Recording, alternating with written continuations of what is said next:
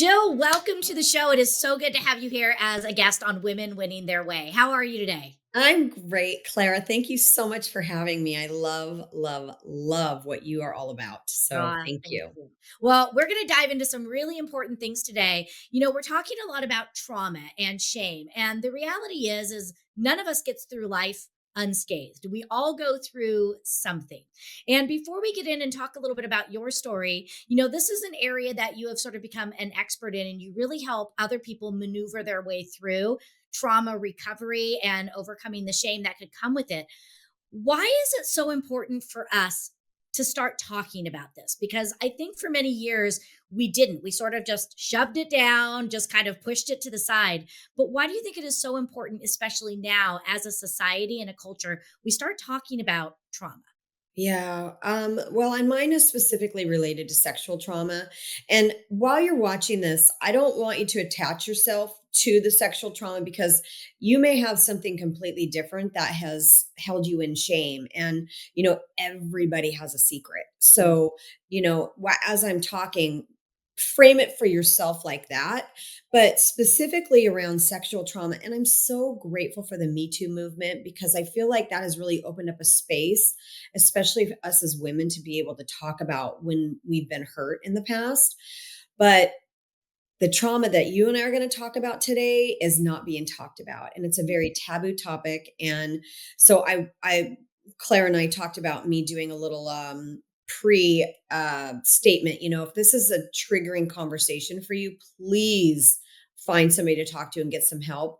But it's so important that we have this conversation because nobody's having it, and it's way more common than you can even imagine. And so we get to normalize this conversation. We get to have it out there because shame can't live in the light. And I lived in shame, debilitating shame for 41 years. So I'm so grateful that people like you are giving people like me the space to be able to, have this conversation so that we can get the message out there and Yeah. help people. It is. And I think, when we start to speak about it, in a sense, that's the healing for us. It's the idea of sometimes the same as forgiveness. Forgiveness isn't about the other people, it's about you. Mhm. Talking about this is about you. And because in so many reasons, we take it as we did something wrong. We did something that put us in this position when we have nothing to be ashamed about. It's something else. Now I would love to just ask you and go as deep or as shallow as you want, because again it is personal for you, but tell us a little bit about your story and the trauma that you experienced. Yeah, I don't have any problem going as deep as we want to go. I literally I heard the saying one time, "I'm bearing my soul to save yours." And Mm. so when I finally surrendered into this purpose, because I've been praying for my purpose for years, and God finally said, "Well, this gets to be it." I'm like, "Nope." um, Mm. but I I was molested when I was 3 or 4 years old, and unfortunately, that's a common occurrence. But where my story is, what people are not talking about is that I was the little girl who was innocently and curiously experimenting with other children because of what somebody taught me to do when I was only a child myself. Mhm. And the level of shame and the length of time that I lived with that shame is just unbelievable. And so I'm really stepping out and talking about it now because I want to collapse time for people. I don't want people to go 41 years thinking that nobody has ever done anything like this, because that's what I thought I was the only little girl who ever did anything like Right. that. Again, And because nobody talks about these because things, nobody so talks about we feel so isolated and alone. it. Yeah. Yeah. Mhm. So I'm here to, if this is your story, I see you, I honor you. I need you to know you get to forgive yourself, you get to love yourself, and you get to live a magical life because you're worth doing the work to heal. Yeah, definitely. You started off the conversation by talking about the fact that we all have secrets. Mhm. And I think, again, it's those secrets that keep us small. As you did start to share your secret, what was it that you found? Because I'm sure some of it was you found other people, which on one level might have been a feel good moment. On the other hand, I'm sure other people tried to keep you quiet and tried to shush you from sharing this even more. So, as you shared your secret, as you started to talk about it, what did you experience? I am so glad you asked that because I think it's so important for people to understand that whatever story they've made up about how people are going to react on the other side of them sharing their story is a lie. I started going the first time that I went to therapy, I was 33 years old, and it was because I wasn't connecting with men. I Mhm. finally had this aha moment like, I'm just not. I didn't want a man to see me. I'd walk in a room and a man would look at me and I would immediately look down.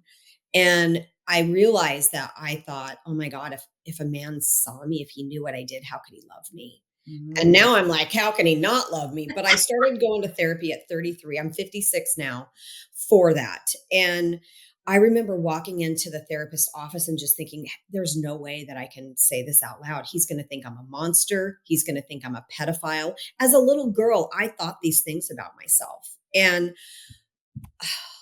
every single time you said that there may be people out there that have shushed me. I've had nobody shush me. Oh, Everybody has been very open, and over and over again as I share my story, the level of love, understanding, compassion, and kindness that has been on the other side of me saying those words to this day can bring me to tears wow. because I held it in for so long because of what I thought the outcome was going to be. So I promise you, if you have a secret, I can almost guarantee you're not the only person that has that secret, even if you Absolutely. think that you are.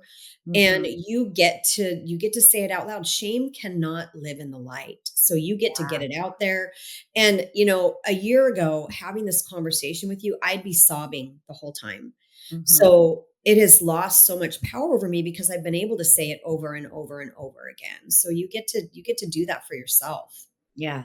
So I want to just kind of highlight something that you talked about, because I think many times there are the two versions of ourselves, the version before we share the secret and the version after we share our secret. And I think when we're living and we're hiding and we're wearing that shame over us, our confidence isn't going to be high. We're going to second guess ourselves. And that's also going to probably hinder our growth in business, our growth with other relationships, whatever it may be. And then when we shed that shame, we can emerge sometimes more confident. Did you see that happen for you? How did you show up and appear before versus how you showed up and appeared after? Well, thank you for saying the hashtag shed the shame. That's my new term I love that it. I'm using. And Mhm. I love it. Like just really quick, this is a conversation that people don't like to get into or have or admit to. But please, if you're on my social media and this affects you in some way, shape, or form, please just hashtag shed the shame so that I know my message is getting out there. But yeah, the areas that it affected me the most was in relationships with men and in my business. Mm. And I think if people look at me from the outside, they would say that I've been very successful in business. I have four now. I'm a serial entrepreneur. I see shiny crap all the time, and there's always a new business to start. But I had the imposter syndrome, and I really had no belief in myself that I could scale the businesses the way that I wanted to, and it 100% came down to deserve level and self love. And Mhm. now that I have forgiven myself, and now that I have finally loved myself, I didn't love myself until I was Yeah. 51 years old. Isn't that crazy? It's crazy. But now that I have done the work to get on the other side of the pain and the shame, I know what I deserve now, and now I have this blank canvas that every day I get to co create this amazing life with God, source, universe, whatever you call it. Mhm. I'm really into manifesting, and I am manifesting beautiful things now because my deserve level is there. Yeah. That's huge. And when you feel you are worthy of it, I coin myself as the live your worth speaker because that's what I want, people, not just women, but everyone to know is that they are worthy. Because I think so many of us in different shapes and form, we question if we feel we are worthy and what that does for us and how that holds us back. And when you feel not because of ego, not because of conceit, but because you have a message, you have the value to bring, we really are all worthy of these things and we need to start owning that for ourselves. Yeah, Yeah. absolutely. Yeah. So I want to talk a little bit about, strategies because it's easy to say if somebody's dealing with trauma and doing these, the first thing is go get some help. And yes, please go and get some help. But what are some other strategies that you would encourage somebody, maybe even some first steps that they can take other than just going and talking to someone? Yes, thank you. So I've been in and out of therapy for a very long time, and I think therapy is amazing. I also believe that now there are so many new modalities that Mhm. you don't have to sit on the therapist couch for 20 years trying to get through the pain of something like this. There's tapping, there's hypnotherapy, like there's so many amazing ways that you can get healing more quickly. But I think, first of all, you got to figure out what it is that you're ashamed of. And I have a worksheet on my website. It's called Uncover Your Shame. And I love this question so much. What is one thing that only you and God know? Mhm. Right? Or what is one thing that you want nobody to ever find out about you? Like, that's your trigger point. That's where Right. you get to Wow. start doing the work. And Mhm. next, you have to admit that it happened. I love that you talked about forgiveness because you have to get to a point where you can forgive the person who hurt you, not for them, just like you said, you have to do it for yourself because if you can't let go of all that shame and all that rage and all whatever energy you're giving to that Mhm. person, you can't free yourself up to move forward. Yeah. And then the next thing for me is you got to take responsibility. Like, you have to get out of being a victim and Mhm. get into being a victor. You can't continue to blame somebody else for your life because every single day that we wake up, we get to decide what our life looks like. And if you're holding on and you're letting somebody else take the responsibility and take ownership of what you're creating in your life, you've given away all your power. Mhm. So you have to take responsibility and say, okay, today's the day that I'm going to change my life. Today's the day that I am going to step in and say, okay, I get to decide what my life looks like. So Yeah. those are just a few of the things that I've done. I have a couple of different resources on my website. There's also 7 critical steps to healing that you can find additional steps So there. good. Yeah, What and I've we're gonna be able to share all that information in Yeah, the show notes. So for those of you, and one of the things, Jill, that I love that you just said is, again, take the responsibility to be the victor, not the victim, yeah, because that is a choice. yeah, Again, what happened to us might not have been our choice, but how we respond to it is. And is. so definitely, take a look at her website and get those or share them with somebody else because again, you might not be in a place, but somebody might be there. And again, we all deal with it in some level or another. And sometimes I know for me, like there were times where I was even in, I'll call it an abusive relationship. It wasn't physical, it was more mental or verbal Mhm. or anything. But because it happened so quickly, or I mean, I'm sorry, because it happened so slowly, I didn't notice it until I was out of it and several years out of it. And I was like, oh, so that's what was going on. Mhm. Sometimes we just don't even know it when we're going through it. And so having these, because a lot of times it's the people outside of us that are like, oh, hey, girl, something's going on. Yeah. And you might be able to share this and start the process with them.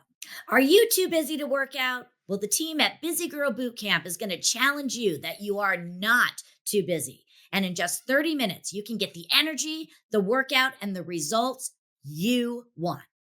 With years of helping busy women, Busy Girl Boot Camp knows what taking time for you is. And it's the best way for you to show up at your optimal level. And you can get these results without having to drastically change what you are doing or even giving up some of the fun stuff too. Learn how you can get the body and the energy you want and to do it on your terms in just 30 minutes. Check out the Busy Girl Boot Camp today and take control over your fitness and wellness goals or help them start the process for themselves. So I And think that's that's what happened to me too, that was the aha moment. I had met these new friends. It was when I started my event business, and I had met this whole new group of girls, and they're like, "Why aren't you dating? Have you seen you?" Like, and I was like, "Well, men don't like me," and all that stuff. And that's when I finally had the aha moment of like, "Wait a minute, there's something not happening here." So listen to your friends too, I know. because they love you. They do. They do. They oftentimes have that truth light that we don't always want to Mhm. see, but they're there. So now I'm curious, your road to entrepreneurship. You mentioned you're a serial entrepreneur, and I'm just wondering, were you always that way? Did it change for you at all after you started coming to this truth and taking the responsibility? No. When I so I have one of my businesses, I have an event planning business. And when I was very little, I was probably like 5 or 6 years old. My mom told me that I would start planning my birthday the day after my birthday. So that was always in my wheelhouse. Mhm. And I was actually one of my first big girl jobs was I was an executive assistant for a hotel and a catering department. But the entrepreneurship piece, I learned I started my company at 33, but I learned when I was probably 21 or 22 years old that I am unemployable. I Mhm. just am not a good So many of us employee, entrepreneurs are. right? Yeah, you do not want to be my boss. Do not tell me Mhm. what to do because and I don't mean to do it. I'm just very like, I don't need you to micromanage me. I don't need you Mhm. to, be lurking over me, seeing what I'm doing. I can manage myself. So I started my first company at 33, but I knew from a fairly young adult that I needed to have my own Yeah. business. Did you notice any shifts in either your energy, your confidence? Like, did you notice anything on being able to take it from where it was to a higher level when you started to be more truthful and, focus on the realities around you? That has just recently happened. Okay. I It's so funny because I've had success. I've never scaled my businesses to the level that I wanted to scale them. Mhm. And I think that there's 2 reasons for that. I think that God continually has been shifting me, and don't be triggered if I say God in your universe, source, whatever. I call God God. But I felt like now looking back, I feel like I was just being shifted Mhm. into where I'm at now because never would I have chosen to be the poster child to be speaking out about how I acted out with other children Right. as a child myself. So as I was running these businesses, I feel like they were in my life because I was grateful to have them, and I still love my businesses. I'm very lucky. Like, how many people have to go to work and hate what they do, right? I So love many. all of the things that I'm doing. I just felt like, why am I here? So I think it was just God kind of just moving me. I didn't have any specific level of great success in those areas because God wanted me to be over here.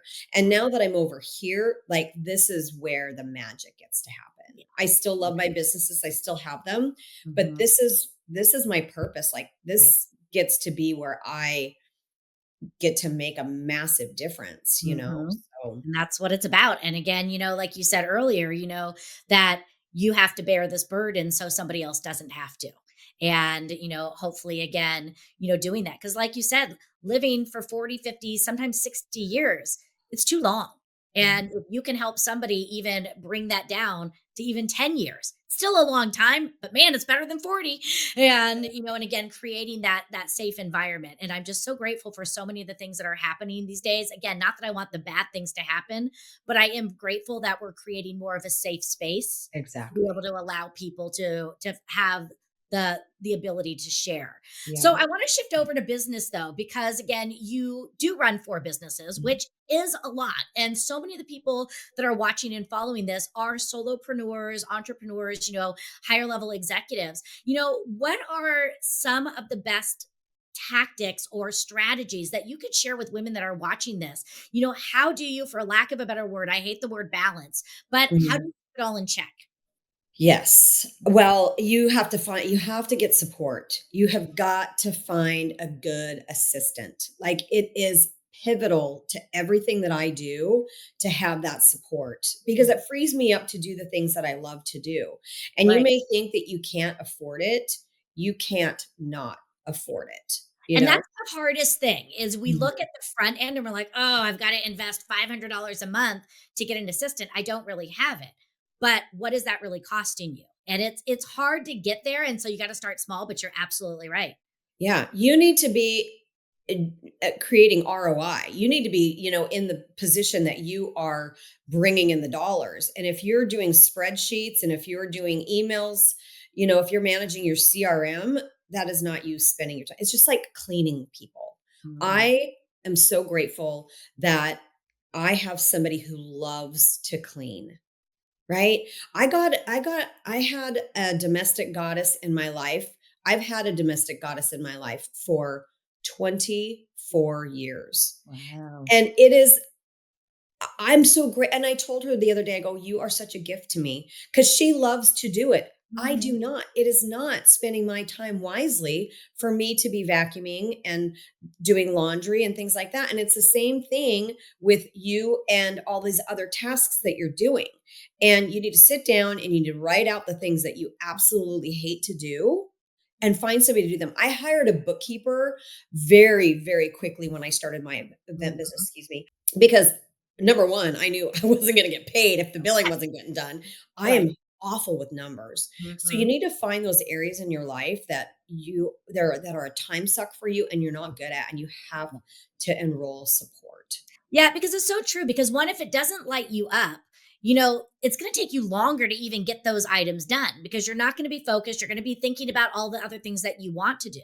And there probably is somebody who is excellent at doing those things. So, really again, focusing on, what brings you joy. And it's not always, I always tell people, it's not an easy do this or do that. I'll give an example for me. A lot of, coaches, strategists, they have somebody else write their blogs for them. Well, I'm a writer. I love to do that. So I'm not going to delegate that. But like you, don't like the house cleaning, Yeah, totally going to delegate that part off. yeah. So again, I think it's coming back to again what lights you up and brings you joy. Absolutely. Then you're not working, then you're in your Mhm. bliss, right? Yeah. Exactly. And that's what it is. You're absolutely right. I think about many times I go to the airport and people always ask me, "Well, aren't you sick of traveling? Don't you hate getting on the plane?" I'm like, "No, I love it." Because again, I feel so, lit up on the inside for what I'm doing. Yeah. So, Jill, you've shared so many great tips with us. And I'm just sort of curious, sitting where you are today, learning everything that you've learned, going through the ups, the downs, everything. How do you define success for yourself now? I get to be brave, I get to be courageous. And life happens outside my comfort zone. So I get to look at it's just going back to that worksheet, uncover your shame. What is that one thing in your life that you've been avoiding forever and ever and ever? And I purposely, so we haven't really talked about my book, but I wrote a book called Liberated, Releasing the Dark Cloud of Shame. And I named it that because I literally had this shame cloud following me around everywhere that I went. I would wake up, it was there. I would go to sleep, it was there. And it was this shame that I knew that I needed to deal with, but because there was so much shame around it, it Mhm. was a topic that I didn't feel like I could even address. And so you get to look at the hard thing in your life and know that outside of that, that's where the fun happens. That's where the good shit is. Sorry, I swear No, sometimes. that's all right. Life happens outside your comfort zone. And Yeah. that's my main mantra. So anytime that something hard is happening in my life, I take the bull by the horns and I'm like, you don't own me anymore. Let's look at this. Let's figure it out and move past it. Because once you can put that behind you, that's where you get that blank canvas that you just get to Yeah. create life however you want it to be. Ah, so beautiful. Absolutely. We all have that blank canvas and we get to be the creator and the artist and the writer and all of those good things. And I So, like to give credit to Neil Donald Walsh is the one who always says life happens outside your comfort zone. well, thank you, Yeah. Neil. You're Yeah. listening out there and Yeah. following. Yep. Kudos to you because we all need to remember that. So, Jill, we're going to put all of your information on where they can find you, your website, where they can order your book, which is going to really be a great guide for them. So, we're going to put all of those things in the show notes. And I just wanted to say thank you again. Thank you for giving time today, for being bold and courageous to speak up for those who are not ready to yet speak up and really being able to just share your light. And I know that, myself, I know others that are really going to be able to manifest the magic that is in them and, really learn to step into their greatness. So thank you again, Jill. Thank you, Clara. Ah, what an amazing conversation. I hope you were taking notes. And if not, go back. I highly encourage you, if you or somebody is dealing with, some of these items of trauma and shame, go and get those worksheets off her website because it's really going to guide you through. So some of the notes that I took down is, and she says, we all live with secrets. And really that question, what is the only thing that you and God know? We all live with secrets. And how are we letting those secrets control us from living the best version of ourselves? Because once we let go and speak those secrets, again, shame cannot live in when we shed the light on it. So let's get it out there. The idea that you think you're alone, but you're not. And I found the exact same thing when I started talking about the things that I was keeping back. I was just astounded by how many other women, especially, were dealing with what I was dealing with. And not only did it help me find a community, again, it led to my books, it led to my path, it led to me speaking the way that I speak now, because I want women to know they're not alone. She talked about this idea of taking responsibility. And I think this is both on the personal and on the business side. You've got to take responsibility. The one thing that Jill said, and I want you to write this in big, bold letters: be the victor and not the victim. You have the power. Yes, crappy things happen. We're not discounting that, but that doesn't mean it has to define who you are, and it doesn't need to hold you back. So own it, acknowledge it, face it, and take the responsibility. Again, if you're facing something deep, get the support. Go and talk to someone, whether it's a therapist, whether it's a coach, somebody who's going to do that. Again, she talked about the support on the personal side, but also on the business side. So many of us that are watching, we run our own businesses. So make sure you have support there too. Do what lights you up. And remember, you get to be the creator of your not just story today, but how your book is going to finish. So thank you so much for joining us for another episode. We are covering just amazing things here on the show. So don't forget to share this, like it, rate it, review it, so we can really spread these messages of inspiration, positivity, and strength to others on a global level. Thank you again. I am Clara Capano, and we'll see you next time for another episode of Women Winning Their Way.